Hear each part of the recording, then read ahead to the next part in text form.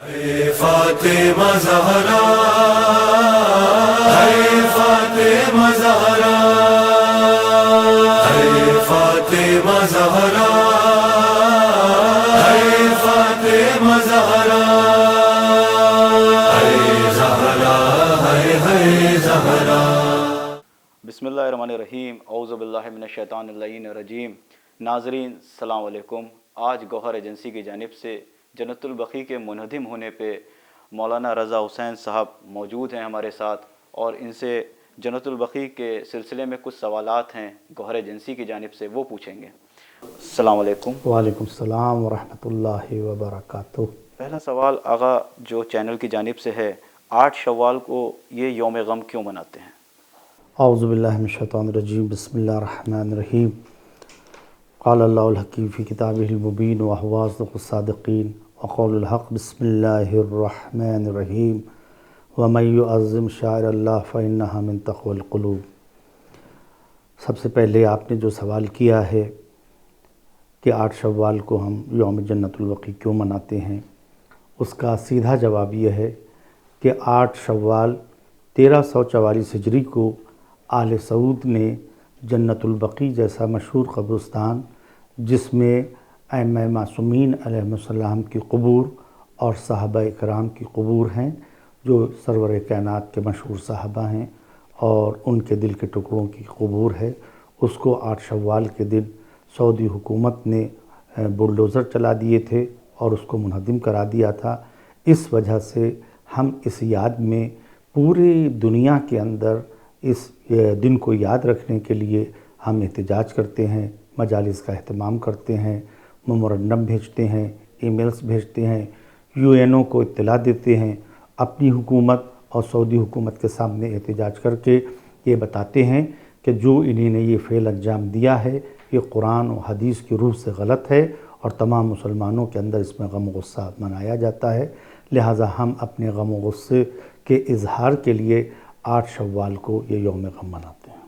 آقا 8 جو شوال کو یوم غم مناتے ہیں، ابھی آپ نے بہت اچھا جواب بھی دیا اس پہ۔ جنت البقیع میں قبر اماموں کی بھی ہیں، اور شہزادی فاطمہ زہرا سلام اللہ علیہا اور شہزادی ام البنین کی ہے، تو کن اماموں کی وہاں پہ قبریں موجود ہیں؟ دیکھیے، ہمارے کہا جائے شیعہ فرقے کے روح سے، امامیہ فرقے کے روح سے 5 قبریں تو ایسی ہیں کہ جو وہاں کے اوپر ہمارے معصومین میں شمار ہیں۔ جیسے سب سے پہلے آپ اس کے اندر دیکھ لیجئے بی بی فاطمہ زہرا سلام اللہ علیہا، جن کے لیے حضور سرور کائنات نے ارشاد فرمایا کہ فاطمہ بضعۃ منی، فاطمہ میرا ٹکڑا ہیں، جن کے لیے سرور کائنات نے ارشاد فرمایا جس نے فاطمہ کو غضبناک کیا اس نے مجھے غضبناک کیا، جس نے فاطمہ کو راضی کیا اس نے مجھے راضی کیا۔ تمام جنت میں جانے والی خواتین میں سب سے پہلی خاتون جو ہوں گی وہ بی بی فاطمہ زہرا سلام اللہ علیہا ہوں گی، اس لیے آپ کو خاتون جنت بھی کہتے ہیں، بضعت رسول بھی کہتے ہیں، اور پوری کائنات جو خلق ہوئی ہے وہ شہزادی کونین سلام اللہ علیہا کے وجود کے سلسلے میں اور آپ کے صدقے میں خلق ہوئی ہے۔ حدیث میں آیا ہے لولاک لما خلقت افلاک، اے رسول اگر میں آپ کو خلق نہ کرتا تو اس پوری کائنات کو خلق نہ کرتا۔ حدیث یہیں پر ختم نہ ہوئی، بلکہ آگے سرور کائنات نے ارشاد فرمایا لولا علی لما خلقتک۔ ارشاد قدسی میں ارشاد ہوا کہ سرور پروردگار عالم نے ارشاد فرمایا رسول سے کہ اگر میں علی کو خلق نہ کرتا تو یہ رسول میں آپ کو خلق نہ کرتا۔ آگے حدیث میں ارشاد ہوا حدیث قدسی میں لولا فاطمہ لما خلقتکما، اگر میں فاطمہ کو خلق نہ کرتا تو یہ رسول نہ آپ کو خلق کرتا نہ علی کو خلق کرتا۔ تو پوری کائنات کا جو وجود ہے، پوری کائنات کی جو بقا ہے وہ بی بی فاطمہ زہرا سلام اللہ علیہا کے وجود سے ہے۔ اسی لیے حدیث قدسی میں پروردگار عالم نے اگر تعارف کرایا تو نہ مولا کائنات کے ذریعے سے کرایا نہ اپنے رسول کے ذریعے سے کرایا، بلکہ جب فرشتے نے جبرائیل نے پوچھا کہ من تحت الکسا، اس تحت الکسا کے اندر کون کون ہیں، تو پروردگار عالم نے حدیث قدسی میں ارشاد فرمایا ہم فاطمۃ ابوہا و بالہا و بنوہا، اس میں فاطمہ ہیں، اس میں ان کے پدر بزرگوار ہیں اور ان کے شوہر نامدار ہیں۔ تو اس لیے یہاں کے اوپر جو ہے آپ دیکھ لیں بی بی فاطمہ زہرا سلام اللہ علیہا کی قبر ہے، اسی میں امام حسن مشتبہ کی قبر ہے، جن کے لیے سرور کائنات نے ارشاد فرمایا الحسن والحسین سیدہ شباب اہل جنہ، حسن حسین جوانان جنت کے سردار ہیں۔ امام حسن مشتبہ کی جو سیرت ہے اور آپ کی جو عظمت ہے تمام مسلمانوں میں مسلمت بالثبوت ہے، قرآن و حدیث کی روح سے تمام اہل سنت بھی مانتے ہیں، تمام شیعہ بھی مانتے ہیں۔ پھر اس کے بعد اگر آپ وہاں کے اوپر دیکھ لیں تو وہاں کے اوپر چوتھے امام زین العابدین علیہ السلام کی بھی قبر ہے، پانچویں امام کی بھی قبر ہے، چھٹے امام جعفر صادق کے لیے، جن کے لیے رسول کی حدیث یہ ہے اولنا محمد آخرنا محمد اوسطنا محمد و کلنا محمد۔ تو در حقیقت وہاں کے اوپر اتنے محمد وہاں کے اوپر جمع ہیں جو رسول اللہ کے دل کے ٹکڑے ہیں، اور جو بیٹی ہیں جو ان کی روح جان ہیں، یہاں کے اوپر جو قبور ہیں وہ بہت ہی اس روح سے، شیعوں کے روح سے بھی اور اہل سنت کے روح سے بھی بہت سے معتبر صحابہ کی وہاں کے اوپر قبریں پائی جاتی ہیں کہ جو دونوں ہی فرقوں کے اندر قابل احترام ہیں اور قابل اذان ہیں۔ اگلا سوال آقا یہ ہوتا ہے کہ کیا قبور پہ روضہ بنانا قرآن حدیث و سنت کی روح سے حرام ہے؟ دیکھیے بہت اچھا سوال آپ نے کیا ہے، لیکن تفصیلی سوال ہے۔ یہ ظاہر ہے کہ قرآن کی روح سے اس کو ثابت کرنے کے لیے کافی وقت درکار ہوگا، لیکن میں آپ کو ریفرنس کے لیے اور تمام مسلمانوں کو وہاں تک پہنچنے کے لیے، کیونکہ اگر قرآن پوچھا جائے مسلمانوں سے تو ہو سکتا ہے وہی کہہ سکتے ہیں کہ میں حدیث سے بھی جواب دے سکتا تھا، لیکن وہ کہہ سکتے ہیں کہ یہ حدیث ہماری کتابوں میں نہیں پائی جا سکتی ہے، لہٰذا میں حدیث سے اس کا جواب نہیں دے رہا ہوں، قرآن سے اس کا جواب دے رہا ہوں۔ قرآن کو نہ کوئی فرقہ اسلام کا ایسا ہے کہ جو یہ کہہ سکے کہ ہم قرآن کو نہیں مانتے یا قرآن کے اندر یہ آیت نہیں پائی جاتی ہے۔ تو میں آپ کی خدمت میں سب سے پہلے سورہ کہف کی آیت ہے کہ جس کے اندر جب اصحاب کہف جہاں کے اوپر سو رہے تھے، قرآن کہہ رہا ہے کہ وہاں کے اوپر جب زمانہ گزر گیا اور دوسری حکومت وہاں کے اوپر آ گئی تو وہ لوگ گئے، جانے کے بعد قبر کے اوپر جا کر کھڑے ہوئے جہاں اصحاب کہف سو رہے تھے، اور جانے کے بعد وہاں کے اوپر بحث ہوئی کہ اس کے اوپر کیا بنایا جائے، اس کے اوپر یا عمارت بنا دی جائے یا یہاں پر مسجد بنا دی جائے۔ یہ قرآن کے الفاظ ہیں، اور کریں قرآن کے سورہ کہف ہے، اس کی آیت یہ یہاں پر ہم یہاں پر عمارت بنائیں یہاں کی یا مسجد بنائیں۔ اگر یہ یہاں پر عمارت بنانا غلط ہوتا یا مسجد بنانا غلط ہوتا تو ہمیشہ سے قرآن کا رخ یہ رہا ہے کہ جس چیز کی رد ہوتی ہے تو اس کے بعد کی آیتوں میں اس کی رد آنے لگتی ہے۔ پروردگار عالم فوراً کہتا ہے کہ وہ یہاں کے اوپر کیا تم شرک کرو گے، کیا تم یہاں کے اوپر بدعت کرو گے، یا یہاں کے اوپر تم یہاں پر لانے کے بعد پوجا پاٹ کرو گے، تو قرآن فوراً ہی اس کی رد اس سورے میں یا بعد کے سورے میں کہیں یا کسی نہ کسی آیت میں ذکر ہوتا۔ ذکر نہ کرنا، پروردگار عالم کا رد نہ کرنا، اور پھر اس کے اوپر وہاں کے اوپر ایک زیارت گاہ جو وہاں کے اوپر بنا دی گئی، نہ قرآن نے اس کی مخالفت کی اور نہ کہیں حدیث میں اس کی مخالفت آئی ہے۔ اس سے یہ بات ثابت ہوتی ہے قرآن کی روح سے کہ وہاں کے اوپر جو ہے مسجد بنانا، عمارت بنانا، زیارت گاہ بنانا، پروردگار عالم نے اس کی تائید کی ہے اور پروردگار عالم کی اس کے اوپر رضا تھی، اس لیے پروردگار عالم نے وہاں کے اوپر اس کی کوئی تردید نہیں کی۔ یہ تو قرآن کی بات ہو گئی۔ دوسری چیز، اگر حدیث کی روح سے یہاں پر عمارت بنانا غلط ہوتا قبر کے اوپر تو آپ کے سامنے جواب ہے، رسول اللہ کی قبر پر خود ہی عمارت بنی ہوئی ہے۔ بھائی کب سے بنی ہوئی ہے؟ آج سے نہیں بنی ہوئی ہے۔ جنت البقیع جب بنیادی ہوئی ہے اس سے پہلے سے بنی ہوئی ہے، صحابہ کے دور سے بنی ہوئی ہے۔ تو اگر قرآن کی روح سے یا حدیث کی روح سے ہوتی تو سب سے پہلے جو بزرگ صحابہ تھے وہ کہتے کہ اس کے اوپر رسول اللہ کی قبر پر عمارت نہیں ہونا چاہیے، یہ تو بغیر صاحبان کے ہونا چاہیے۔ سب سے پہلی مخالفت تو اسی دور میں ہو جانا چاہیے تھی رسول اللہ کی۔ اس لیے وہاں کے اوپر جو عمارت کا بنا ہونا اور آج تک بنا ہونا اس بات کا بیان ثبوت ہے کہ زیارت گاہ جہاں پر نبی یا امام یا اولیاء خدا دفن ہوتے ہیں، یہ وہاں کے اوپر اس لیے عمارت بنائی جاتی ہے کہ ان کے ذریعے سے یہ پہچان ہوتی ہے کہ انہی نے اسلام کو بچایا، اسلام کو پہچنوایا، پوری دنیا میں اسلام جو آیا ہے ان کی ذات کی بدولت آیا ہے۔ اسی صورت سے بقیع کے اندر ان کے تمام مزاروں کے اوپر جو گنبد بنے تھے جو مزارات بنے ہوئے تھے وہ اس بات کی نشاندہی ہے کہ یہ رسول اللہ کے وارثان ہیں، یہ رسول اللہ کے دل کے ٹکڑے ہیں، انہی نے بھی ویسے ہی اسلام کی حفاظت کی ہے جیسے رسول اکرم صلی اللہ علیہ وسلم نے کی ہے۔ تو وہاں کے اوپر سے موجود ہونا اور آج تک موجود ہونا سب سے بڑی تاریخ سے یہ ثابت ہوتا ہے اور قرآن سے ثابت ہوتا ہے کہ عمارت بنانا اس غرض سے تاکہ اس کے ذریعے سے ہم اللہ کی عبادت کر سکیں، پروردگار عالم کی عظمت و شان کو سمجھ سکیں، اس میں یہ شرعی طور کے اوپر یہ ہمارے لیے ثابت ہوتا ہے۔ اب اگلا سوال آقا یہ بھی ہوتا ہے، تمام امت مسلمہ کا کیا فریضہ ہے 8 شوال کے سلسلے میں؟ جی ظاہر ہے کہ امت مسلمہ کا فریضہ اور فرائض بہت سے ہیں۔ میں ایک مثال آپ کو اور دے دوں، تمام مسلم کتابوں میں آپ دیکھ لیجئے جو زیارت کی ہیں، تمام شیعہ کتابوں کو آپ دیکھ لیجئے، اور قبرستان جا کر آپ دیکھ لیجئے، جنت البقیع آپ جا کر دیکھ لیجئے، وہاں کے اوپر جیسے ہی آپ داخل ہوں گے انٹرنس میں سب سے پہلے وہاں پر زیارت لگی ہوئی ہے۔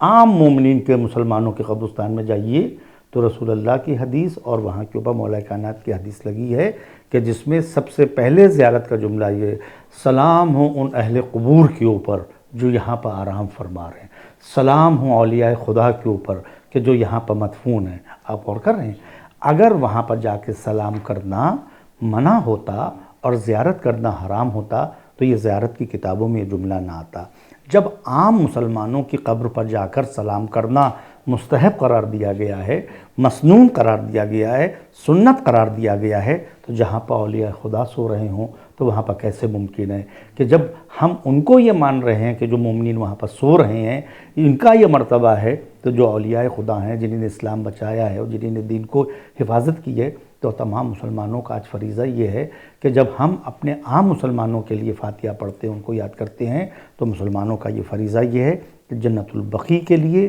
صدا احتجاج کو بلند کریں اور دیکھیں کہ وہاں کے اوپر یہ ظلم کیا ہوا،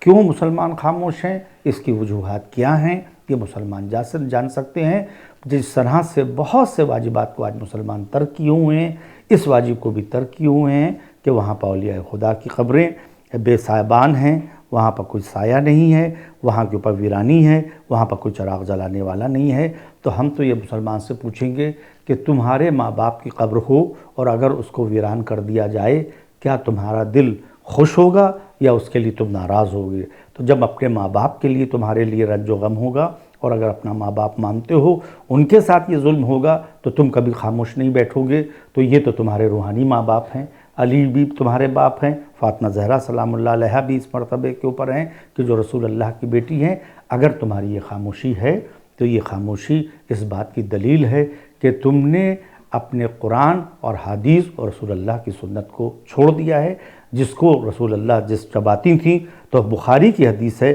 کہ جب بھی رسول خدا آتے تھے فاطمہ زہرا سے ملنے کے لیے، تو یہاں کے اوپر حدیث کے اندر آیا ہے کہ جب یہاں پر بی بی فاطمہ زہرا ان سے ملنے آ رہی ہیں، رسول اللہ اپنے مقام پہ ہیں، تو آپ اپنے احترام کے لیے آپ بیٹی کے کھڑے ہو جاتے تھے اور کھڑے ہونے کے بعد آپ کے ہاتھوں کا بوسہ لیتے تھے اور لینے کے بعد اپنے مقام پر بیٹھاتے تھے۔ تو اگر یہ فریضہ ایک بیٹی کی حیثیت سے تھا تو آج تمام باپ کو اپنی بیٹی جب آ جائے کھڑا ہونا چاہیے۔ تو جب تمام باپ نہیں کھڑے ہوتے ہیں تو ماننا پڑے گا کہ جو حیثیت رسول خدا صلی اللہ علیہ وسلم کی تھی ہدایت کے لیے، وہی حیثیت بی بی فاطمہ زہرا کی تھی تمام امت مسلمہ کی خواتین کے لیے۔ کیوں تمام امت مسلمہ اس واجب امر یعنی تعمیر سے غافل ہے؟ جی ظاہر ہے،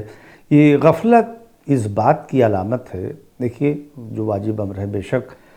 ان قبور کی تعمیر کا ہونا اور وہاں کے اوپر جو ہے چراغ کا جلنا، وہاں کے اوپر روضے کا بننا، اور آج جو اکثر حکومتیں ہیں جو خاموش ہیں، جو مسلمان خاموش ہیں، وہ اس بات کی دلیل ہیں کہ انہوں نے شریعت اسلام اور سرور کائنات سے جو محبت کرنا چاہیے تھی اس محبت میں کمی کا باعث ہے اور عدم معرفت کا باعث ہے۔ جب معرفت کسی چیز کی کم ہو، بہت سے آج سینکڑوں مسلمان نماز نہیں پڑھ رہے ہیں، آج سینکڑوں مسلمان آپ دیکھیں روزہ نہیں رکھ رہے ہیں، سینکڑوں مسلمان قرآن نہیں پڑھ رہے ہیں۔ تو جس صورت سے قرآن سے غافل ہو گئے ہیں، نماز سے غافل ہو گئے ہیں، واجبات سے غافل ہو گئے ہیں، تو اس واجب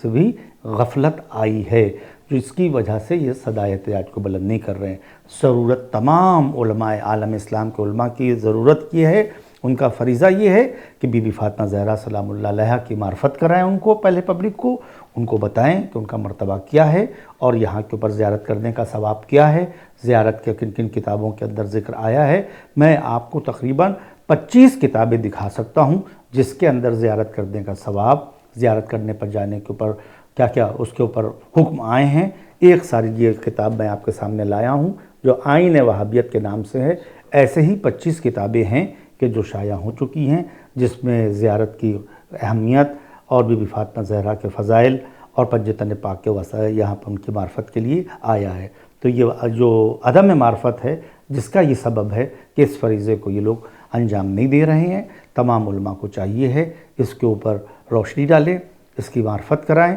اور معرفت کرنے کے بعد اگر انہی نے بی بی فاطمہ زہرا سلام اللہ علیہا کے مرتبے کو بتا دیا، کیونکہ حدیث کے اندر آیا ہے جس نے فاطمہ زہرا سلام اللہ علیہا کے مرتبے کو پہچان لیا، معرفت کو حاصل کر لیا، گویا اس نے سورہ قدر کی معرفت کو حاصل کر لیا۔ سورہ قدر کی معرفت بی بی فاطمہ زہرا کی معرفت ہے، قرآن کی معرفت بی بی فاطمہ زہرا کی معرفت ہے، بی بی فاطمہ زہرا کی معرفت اسلام کی معرفت ہے، کیونکہ یہ وہ بی بی ہیں کہ جس نے پورے اسلام کو بچانے کے لیے آپ نے سب کچھ آپ نے ترک کر دیا، سب کچھ اسلام کے اوپر آپ نے نچھاور کر دیا، ہر مشکلات کو آپ نے سہا، چاہے وہ شیب ابو طالب ہو، چاہے آپ کی عام زندگی ہو، پوری دنیا کے اندر یہ تاریخ کے اندر ثابت ہے۔ بی بی فاطمہ زہرا اگر نہ ہوتی تو رسول خدا اس پیغام کو پہنچا نہیں سکتے تھے، بی بی فاطمہ زہرا سلام اللہ علیہا اگر نہ ہوتی تو یہ کارواں اسلام رک جاتا، تھم جاتا، اور عورتوں کے ہادی